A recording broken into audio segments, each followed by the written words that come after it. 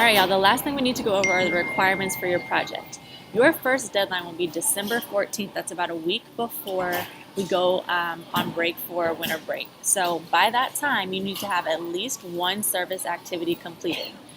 The requirements for the entire school year will be that you have 3 service activities completed that pertain to the topic of the project that you choose. We will choose project topics later, but just know that you have to have 3 different service activities for that one topic for the project that you choose.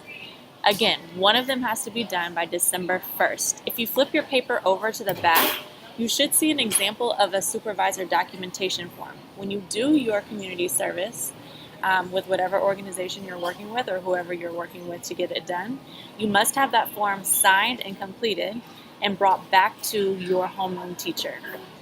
After you've completed the service activity and you've done the supervisor form, you also must turn in a reflection form. That will be a Google Doc link that your teachers will provide you later.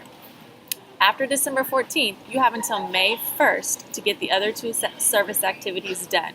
Again, the other 2 service activities must also pertain to the topic of the project of your choice. After May 1st, you are going to be presenting your project to the rest of the school at the end of May. The date has yet to be determined.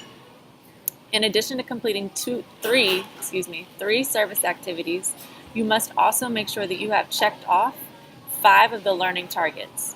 So you do those learning targets when you are doing your community service. You get to focus on 5 of the 8 that exist. All right? Again, we aren't going to pick topics today. This is just to get you introduced to the idea of the IB project and to kind of start going over logistics. So get ready for the next advisory because we will choose our topics then. Bye, y'all.